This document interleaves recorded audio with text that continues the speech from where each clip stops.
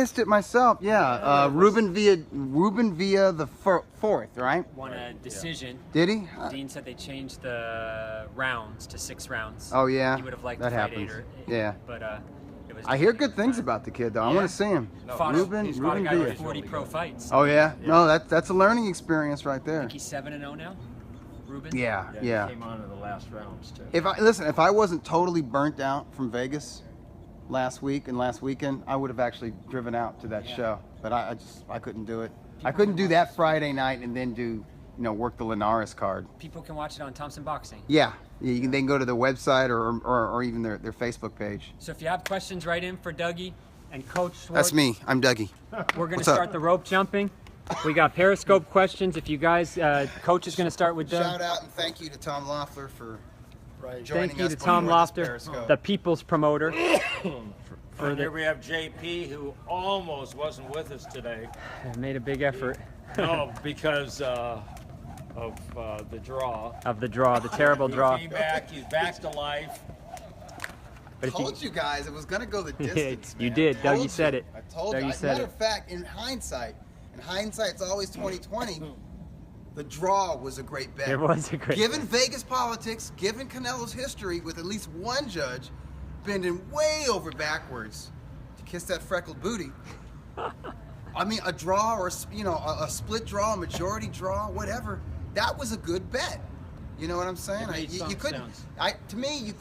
couldn't assume that he was going to get knocked out. It was a good bet because he is a tough, strong kid. And no, he doesn't have that extensive amateur background like Triple G, but he turned pro when he was 15. You got to figure his first 20 or 30 bouts basically was his amateur career. And since then, really since 2013, he's been on that world-class level. He's learned. He's got experience. So, and I thought the experience showed. That's why he was able to go 12 rounds with Triple G, along with the fact that he punches hard enough, heavy enough to get Triple G's respect. And he's savvy. The kid's savvy. It was a good bet. He did. He paced himself, and he had a game plan, and he followed through with it. And he's fighting at a more natural weight now. No, and I went from being not a Canelo fan. I'm now a Canelo fan, even though he lost easily. Right. And when that fight was not even a close call. But how about? But at the fight, it did seem close. No, when I was there. Live there, it did. No, live there, it seemed much closer. And how about the way that Tom and Abel and all of them held their composure? Yeah. I mean, they're so Very cool. impressive. They're so calm. Yeah. The high road. Yeah. I mean, they didn't say, "Hey, we're going to launch an investigation." Yeah, right. Yeah. They just say, "Hey." Some folks did some years ago. They didn't pull a Ludabella and flip out. How about Kathy Duva? She'd be suing everybody. I mean, right? she is the drama queen. That was the wildest press. I don't blame her. I would be insane if I was a promoter and my fighter there was like a scorecard like that. I'd be like throwing chairs about. No, Tom was composed. I'd lose my fucking mind. You mean about like Bird's score? Yeah. The whole thing is, that's so outrageous. No. I mean, I'd be like, you can't even get mad. I'd be throwing F-bombs. Tom was composed. You can't even get mad about it. It's so crazy. Yeah. So I threw a chair. I'd be pulling a Teddy Atlas, baby. I threw a chair. So I know Bob Bennett's watching us today. Okay. Hey Bob, you got to take my advice. I mean, Adelaide Bird might be a nice person. I know her husband personally. He's a great guy. But she's got to go. I mean, you got to make a stand. You got to show that you have some balls. And you got to really, for Vegas, I mean, this doesn't only hurt boxing. It hurts the revenues in Vegas. People won't come back. I mean, it leaves a sour taste to a lot of people. It was crazy. So you can't teach or anything.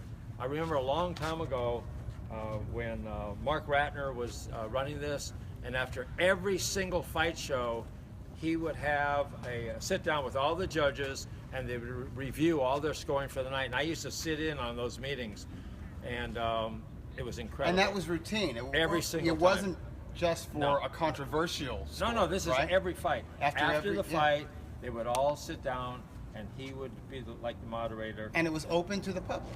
Sort of. Okay. Or you just kind of worked your way in? Dave knows his ways. Yeah, so it was like, and he would talk to each guy, why they scored it, how they scored it. That's great. And it keeps these guys honest. It's educational. He's looking like really the best after all this. No, but Ratner. No executive director comes close. Not in my time. This is right now. This is clown show. Yeah, but at least you're with us today. I am You're here. not I'm in the alive. hospital. I'm not in the hospital. And, Day at a time. Recovery. I didn't see Dougie's broadcast on the pay-per-view, but my wife did. Yeah, she watched it. And she said Dougie was incredible. With The whole Kevin Kelly. presentation was Kevin good. Kelly, Flushing Flash. And Kevin Kelly helped. had it 9-3. Yeah. And I understood that Yeah, I scorecard. I understand totally it did. now. I understood. But being there with the crowd, Yeah, I had it it different. really makes It's a different, difference. yeah. 115, 113 is what I had live. So, For Golovkin. and the Yeah. thing is that, you know, like the Canelo did, he had a plan of stealing the rounds at the beginning. You know, and he did too. You know, I didn't even think he was like stealing them, to be quite honest. I mean, I think the first round could have gone either way. I scored it for Canelo. But I think the next two rounds, I just thought that he was kind of more, he was more the confident. He was more of the ring general in those rounds. Golovkin looked tight. It looked like he had to kind of just work through some anxiety, some nerves, and get into his groove. And he started doing so in the fourth round. And definitely with the fifth round, I thought he took over the fight. All the way into the championship rounds. yeah. That was And but it Don was a- Trella, damn it, that includes the seventh round, man. Don Come on. Trella. Trella. Sneaky So, bastard. So coach has got some I have questions. some questions All for right. you. Fire. Okay, so I have it by the date. Uh-oh. I'll give you this. On today is the 24th. Okay, so on September 24th, 2005, 2005. one guy got knocked down 3 times. It was a heavyweight fight. Hmm. Okay. And I'm going to he- say Vladimir Klitschko against Samuel Peter. The first fight. Yeah. And Wow. he won. He got Doug dropped got it. 3 times and still won a decision, I believe, like 114, 113, because he won every other round decisively. 114, 111. A 114, 111 All- across the on board. All Okay. 3 cards. Wow, Now, yeah. what are the rounds? What are the rounds that Klitschko got knocked I down? don't remember. Twice? Here's what I remember. I remember he didn't really go down on solid shots. It was to a the rabbit chin. punches. Yeah, but he was nervous. He Right. was still tight. He was still recovering from the Lehman Brewster knockout, and he was still in that learning process of how to fight like a big man that the late great Manny Stewart was instilling in him. And what was happening? He was get hit here, and he would tighten up, and then he'd get hit on his shoulder or something, and he would go down. But he kind of needed to go down just to kind of compose himself and get that break. So they were almost like timeouts. Like taking these. Yeah. Yeah. But other than that, he was in total control with his jab. And I remember in the 12th round, he badly rocked Samuel Peter and kind of had Peter out on his feet, but he wasn't able to finish him. Okay, so how about this one? On the 25th of September 2004 2004. in Memphis, Tennessee, Okay. okay, this was his first fight after getting knocked out. Okay, this is Mike Tyson No, against. no. No? It's not not a Mike Tyson fight in Memphis. He fought in Memphis a lot, yeah. Yeah, well, he fought in 2002. He fought Lennox Lewis there, and then he came back. I think it was the Pyramid in Memphis against Cliff Etienne. Oh, right. That's when he went AWOL and got that facial tattoo. Right. And they weren't sure if the fight was going to be on. The but Black then Rhino. He resurfaced a couple days before the Yeah. fight, and he knocks him out in 1 round. And then during his interview on Showtime, he says, "I broke my back." Was that the Spinal. one? Yeah. Spinal. Yeah, he said he broke his back. I was like, what? He had some badass post-fight interviews, Mike And Tyson. Freddie wasn't going to get paid. Really? That's the fight Freddie trained him for. One of them, yeah. And he was there and Yeah. going through the whole training, and Yeah. it was like, the fight's not going to happen. He's Yeah. not going to make any money. But Wow. it happened. So, but this is not a Tyson fight. This is a light heavyweight title fight In Memphis. in Memphis, and the In guy. 2000, they're big name light heavyweights. This is 2004. So, When I say light heavy, it was for the light heavyweight title, but they just come up from 168. are you sure it was 2004? You sure that's the year? Is it, Maybe. Come up from 168 Okay. in Memphis. Okay, let me tell you, because maybe I made a mistake. Glenn? Except I got to tell you, seriously, Yeah, Glenn Johnson? never made a mistake. Ever. So it's not my fault. It's the internet's fault. Yeah. Okay.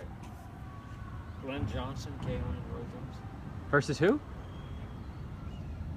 First, yeah, Glenn John. Okay, so yeah, Roy Jones was the person coming off the knockout. Yeah, right. Another knockout. Oh, that he was in stopped, and Memphis. I didn't remember that was in Memphis. I forgot about that. Yeah. And that would have been 2004. Yeah. Okay. Yeah. That's good. About eight That was rounds. shocking. That was almost as shocking as the first fight against Yeah. Barber in a It was way. pretty shocking. Yeah. That was- That was scarier. That was all. I was like, man, he should never fight again. Hey, but I'm And watching here he him. is. I'm watching him last night. He's great. He's like a movie Neurologically, star. he's just fine. I know, he's like perfect. He's like a natural wonder. I don't know how. Freak, man. Jeez. Okay. Guy's been I would iced. not advise that for other folks. You get knocked out like that, back to back. I gotta give you this. At least take a break. Yeah. Okay. September 26, 1970. My dad's birthday. September 26, 1970. And Miss Nina's birthday also.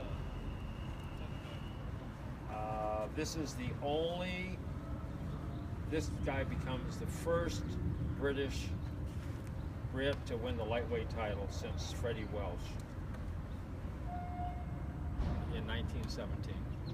Oh, that's Like hard. 1917? That Damn. was the last time a Brit had won the lightweight Oh, okay. championship. But this particular fight is 1970. September 26, 1970, and the fight was in San Juan. San Juan. British fighter.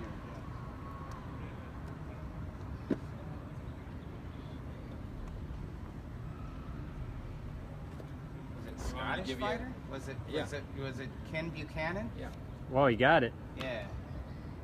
Well, that's about the time because Buchanan lost the title to Roberto Duran. I think that was 72. Hmm. So I'm figuring. Right. That one they play on Classic a lot. Yeah, Yeah. yeah. So I figured he would have won it a couple years earlier. Who did he win Who it the from? hell did he win it from? Real famous guy. Yeah. Did he beat? Was it Carlos Ortiz? Not Carlos Ortiz. So the guy he beat to win the title, was he Puerto Rican? I don't know. I don't think so. Huh. I don't think he was. Who the hell did he beat?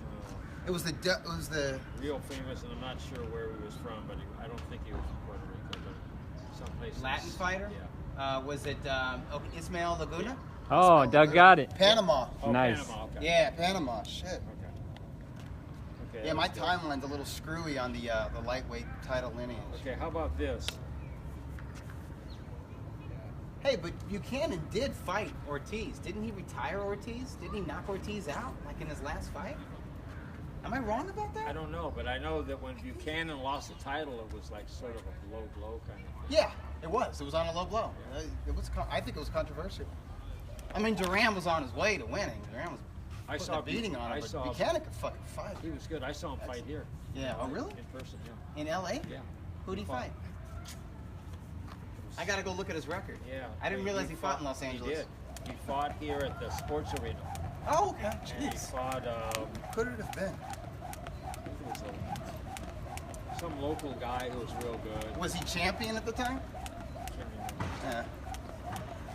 Hey, Doug, what was the real story with Antonio Orozco and his weight?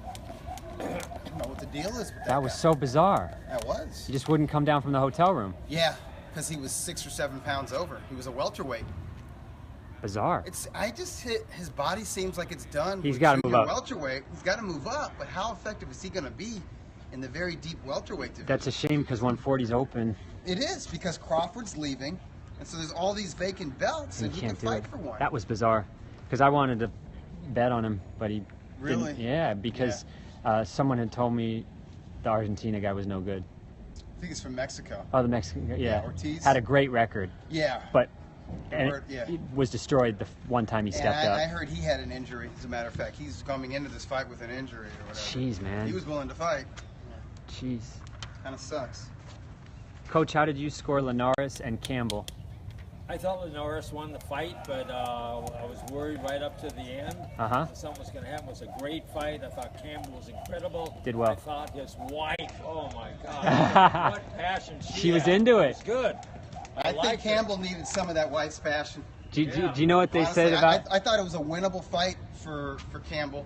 There were a lot of close rounds that I thought he could have decisively won had he just taken the initiative a little bit more. Yeah. Not go crazy, because he was causing Linares problems just by being who he is. He's tall, he's sturdy. I mean, he's big. He looked like a welterweight in there. He was big. And just that height and that southpaw stance and that good foundation that he has, that was giving Linares a lot of trouble, because Linares was having to come forward. He's like, God, how do I get in there? To me, he just needed to work more. Campbell needed to work more. And I was thinking to myself, okay, if this fight is even in terms of rounds going into this 12th round, whoever wins the 12th round probably nicks it. And to me, Linares came out and fought and decisively took the final round. Think so. Plus, he has the knockdown in round 2. So to me, he deserved to win. Linares did, clearly. But Campbell establishes himself as a real player in the 135-pound division for as long as he can make that weight. Yeah. Can't be easy. I think he struggled a little bit at the weigh-in, right? Can't be easy. You know, if they had a rematch, I love Campbell. You do? Yeah. I do. Linares let me down. I mean, I really love that guy. I don't know. He seemed to fade. He did. He just sort of His like form lost fell his off a little bit. concentration almost. Concentration, I don't know yeah. what happened, but he is like, you know, just to watch him perfect. And he did remind me of Donald Curry. They were talking about that. Oh, yeah. You know what they say about in the UK about Campbell's wife, Coach? What? She's quite a fit bird. No, I liked her a lot. She was good. She might be a fighter. I don't know. Yeah. Well, she's got that spirit. Or a soccer player or something. But she looked. I like that. Yeah. Yeah. Okay, so I have this one. This was September 22nd, 1960. It's 1960. Okay. And 22nd, 1960. and it was two foreigners Fighting on U.S. soil? at the Olympic Auditorium. Oh, Olympic Auditorium. And one of the guys retained his world flyweight title with an 8th round knockout. What title? Flyweight. Flyweight. So Yeah. two flyweights. And these guys Fighting fought- in 1960. Yeah, they also fought. This is their second fight in 1960. Their first fight was in Bangkok. First And one fight. of these guys is from Bangkok. Oh. Is one of them Pascal Perez? Yeah. Wow, Doug, that's good. Yeah. Jesus. No, Where, Pascal Perez, well, yeah, he's in the Hall of Fame. I'm Yeah, impressed. no, he's real good. And he's South American, Yeah, right? yeah. I don't know exactly where in South America Perez. Probably maybe Argentina he's from. Oh, he is. You're right. Pascal Yeah, Perez. And the guy from Yeah, Thailand, you know the name for sure. a famous Thai flyweight. What's that guy's name? It's like starts with a P. Yeah, like exactly. Pong or Yeah, Pong? yeah, exactly. You Hold got on, it. I Yeah, can't think of Pong, his name. Pong. You got it. it's Pong something. Yeah. I can't remember the Thai's. Bone King Patch. Yeah, that's it. They got the yeah. wildest He names. was a Yeah. famous guy, so you really got that. Yeah, but Okay. I got one half of it. Okay, so let me ask you this. Who did Pone King Patch lose his title to in 1962 in Japan? Fighting Harada. Yeah. Wow. That's damn Maybe good. Japan's Wait, greatest. I'm impressed. That is good, Doug. That is, Fighting Harada yeah. owns 2 victories over arguably the best boxer pound for pound ever from South America, Eder Hofre, out of Brazil. Hofre was, Yeah. except for those 2 losses, Hofre was like perfect. Coach, what did you think Hey, of Oscar Valdez and Zurdo Ramirez performances? Well, I've never liked Ramirez. Okay.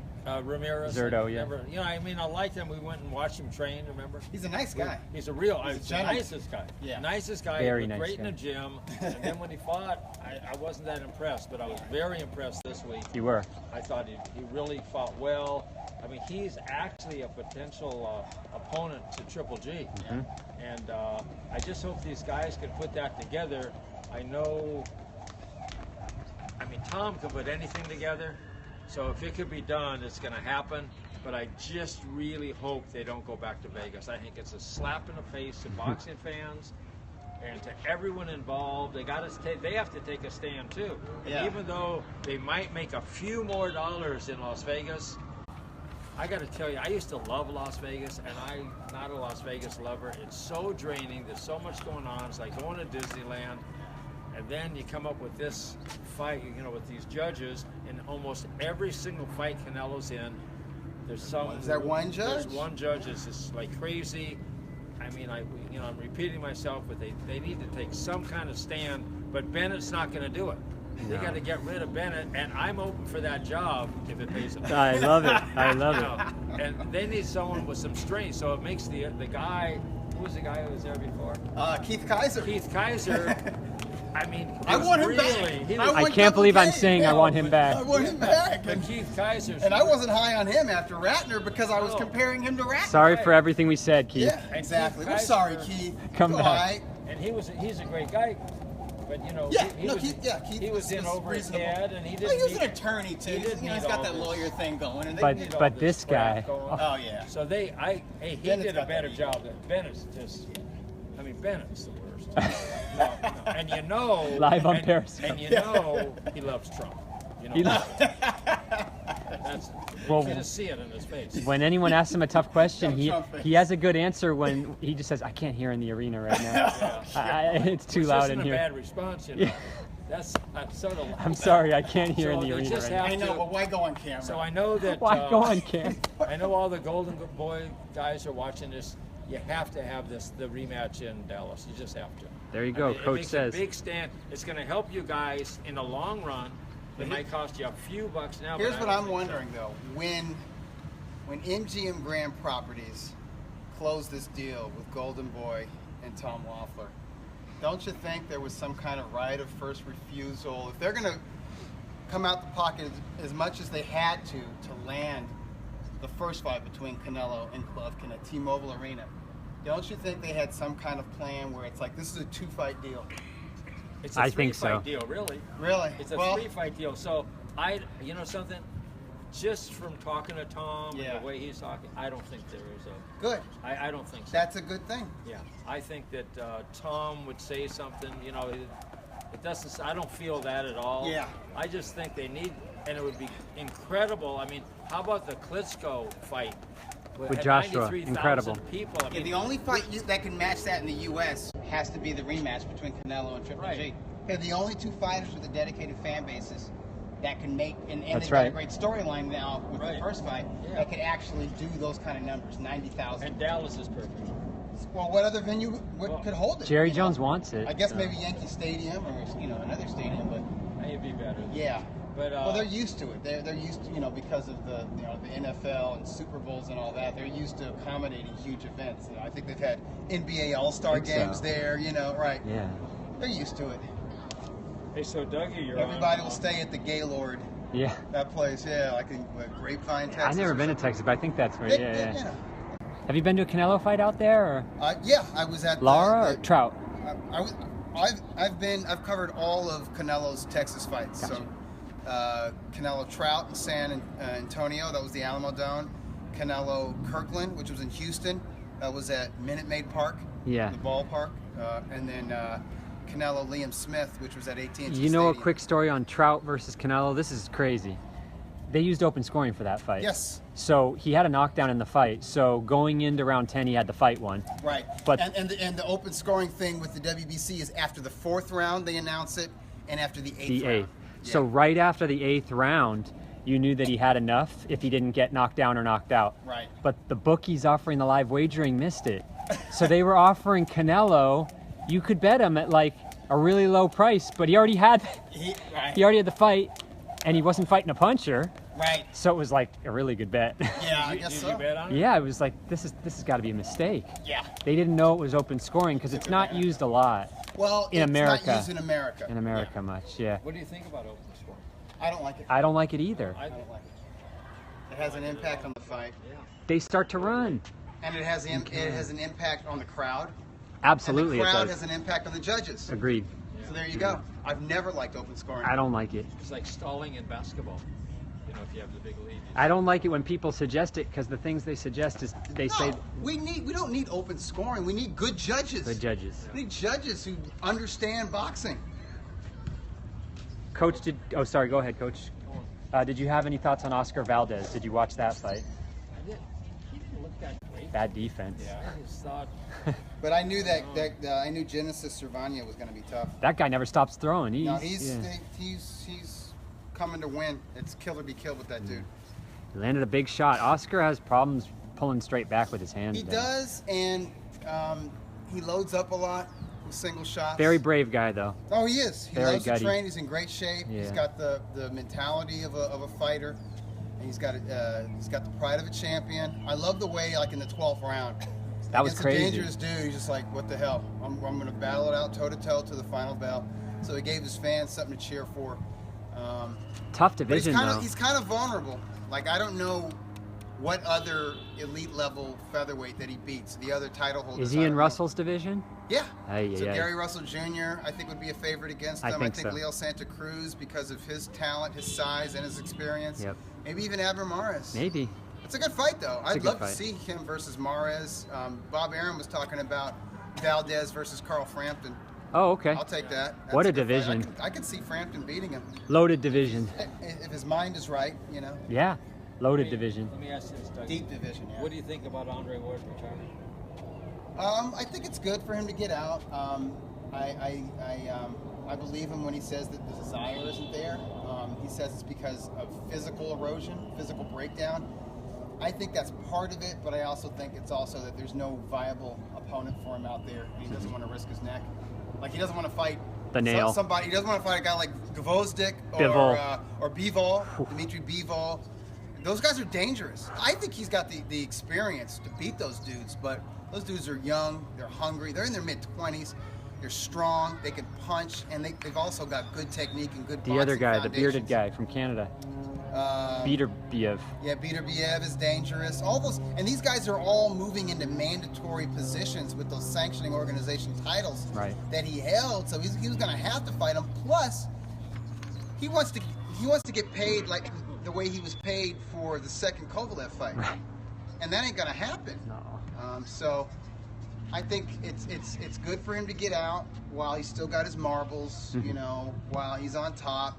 I think more American boxers need to do that. Foreign fighters do this more often, like Japanese fighters. When they feel that they're done, they're done. Yeah. They get out. Their promoters tell them.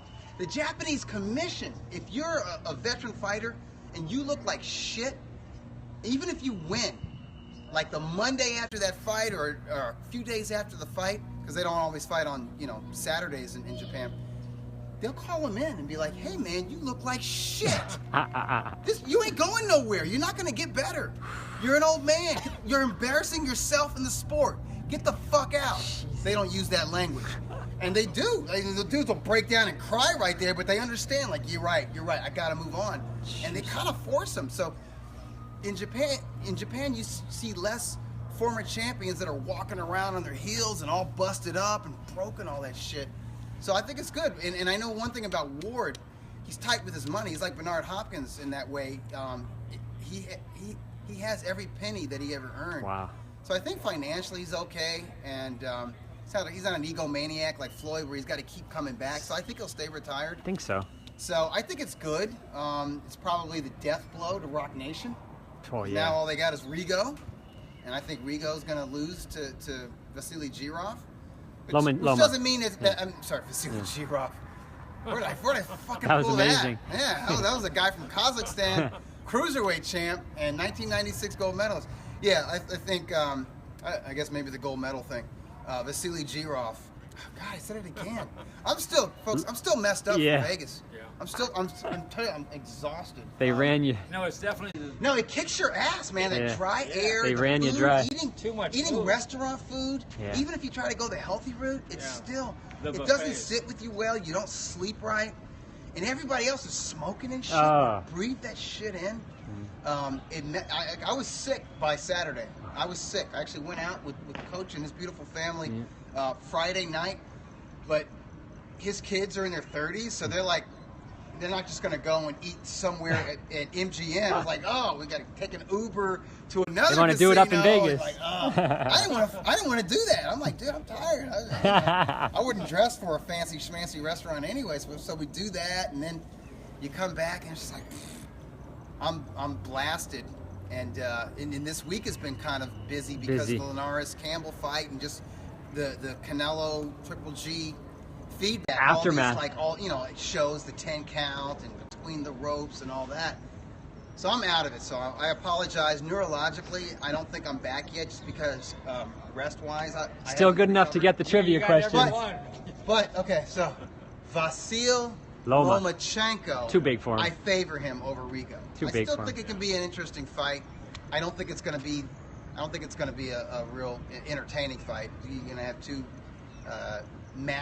grandmaster chess players in there, but one of them is naturally bigger, more in his prime, and just a busier fighter. I think so. And I think the footwork. I just think it's the foot. He beats him on with his legs. I think so too. This is going to be very interesting. It's It's got a great storyline, but I mean, okay, let's just say,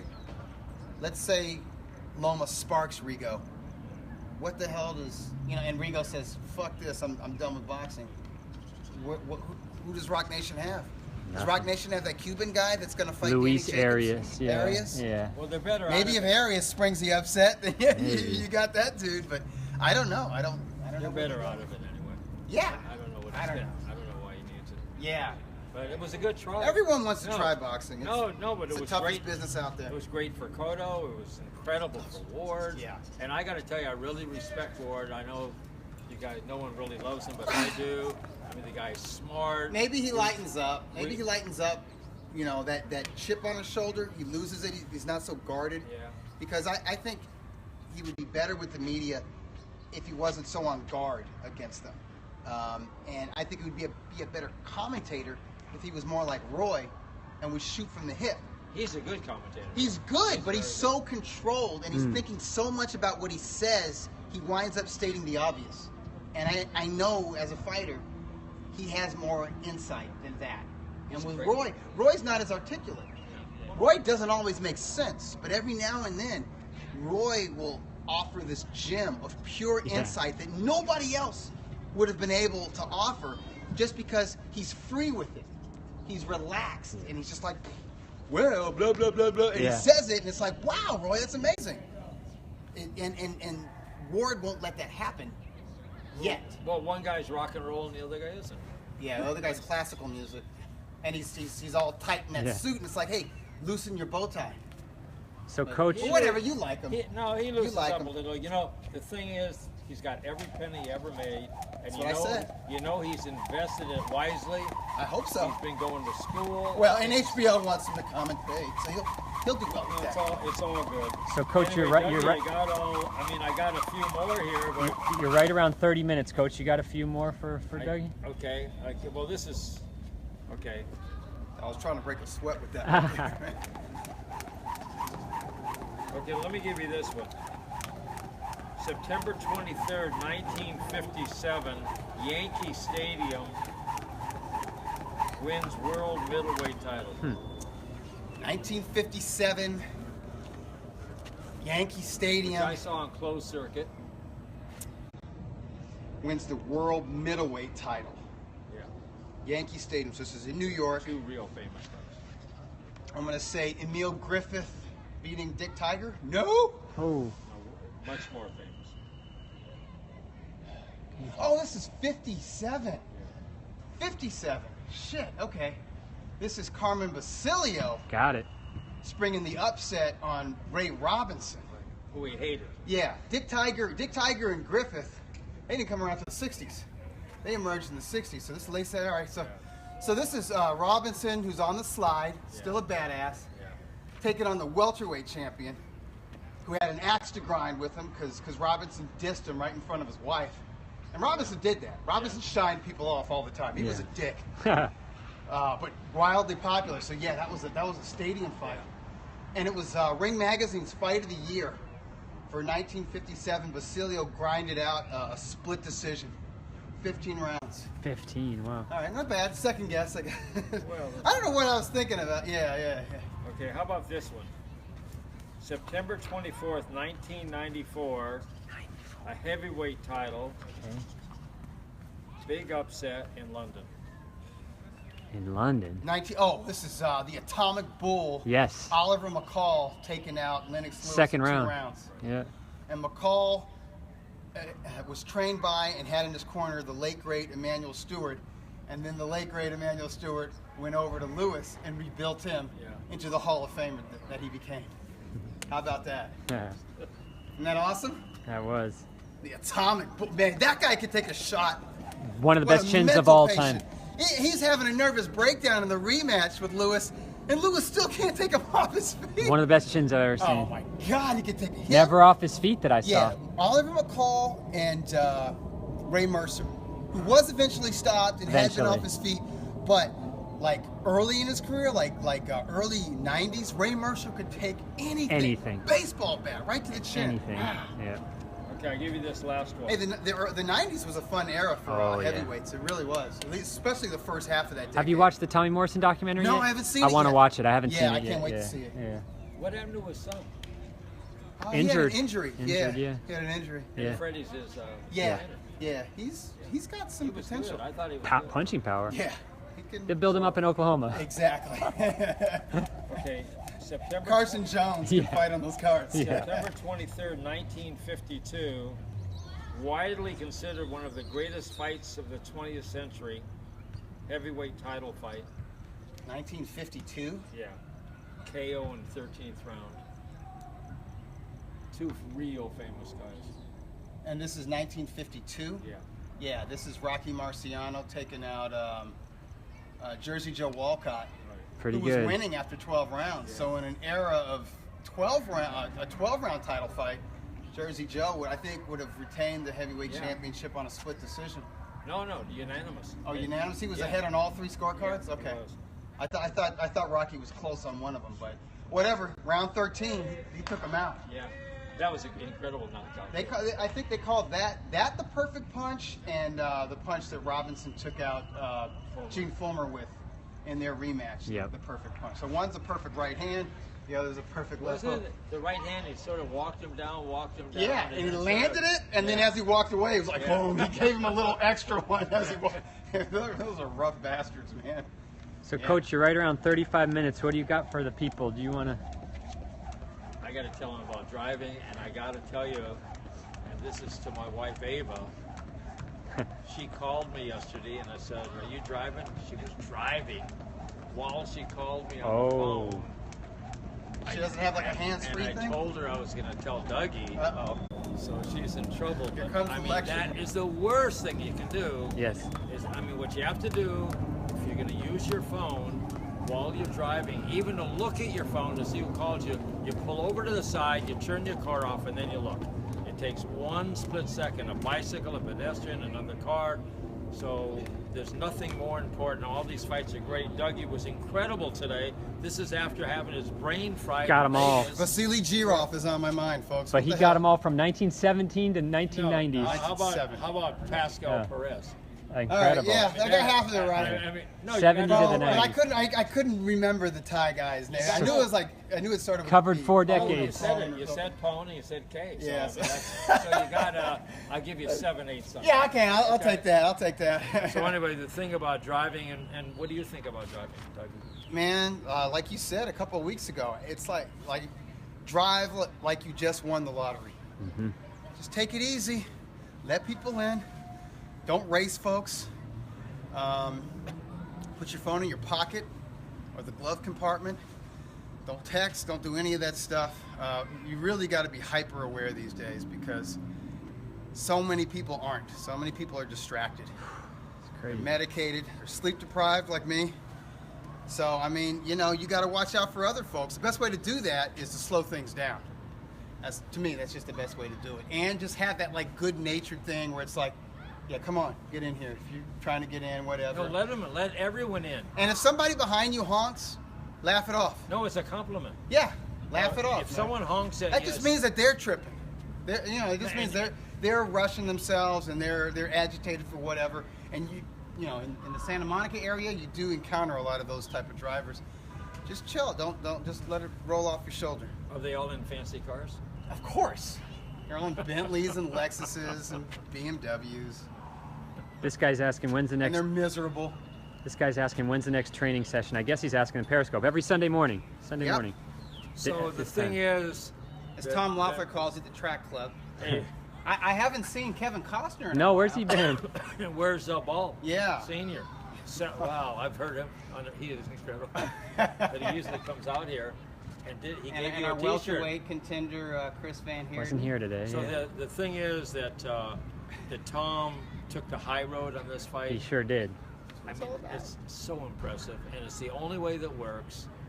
And hopefully they can just talk Golden Boy into not having this fight in Las Vegas. I know Golden Boy wants it in Las Vegas. I know. It's easier. I just you got to tell them to jam it up their ass.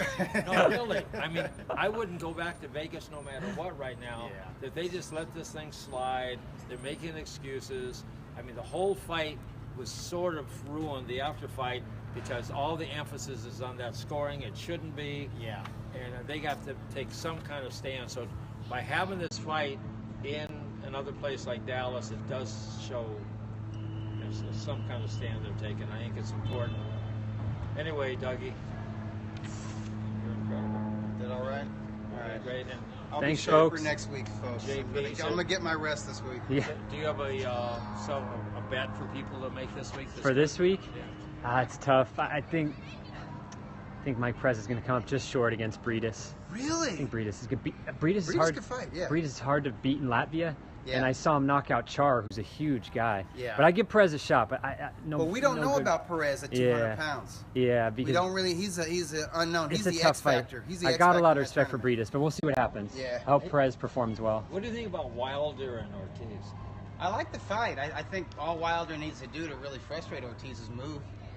If Wilder fights the same fight against Ortiz that he fought in his title win against Bermain Stavern, I think he beats the Cuban. I think the Cuban's a little bit overrated. I like I do. Wilder in that fight. Yeah. It's a great fight, though. Yeah, but if he tries to stay in there and if he gets greedy, offensively speaking, the Cuban can catch him. The Cuban's got good inside fighting game, good quick hands on the inside, good quick combinations on the inside. He doesn't know how to cut the ring off though. So Wilder needs to be tall and long and employ lateral movement and punch on the fly, as the late great Coach Don Familton used to say. Yes. Do that, and his natural power will earn respect from the Cuban. But if he gets greedy, if he overextends himself, if he tries to get in, if he gets real sloppy coming forward the way he has in recent fights, I think the Cuban can clip him. But I think Wilder's got this. November 4th. November This 4th. is- What a great year of boxing, Yeah, man. thanks for coming, JP. Yeah. Thanks, You were Coach. great, as usual, Dougie. Thank you, Coach. Can't say enough. Swipe down to stop. And, We'll see you next week. See you. Signing off. Stop right.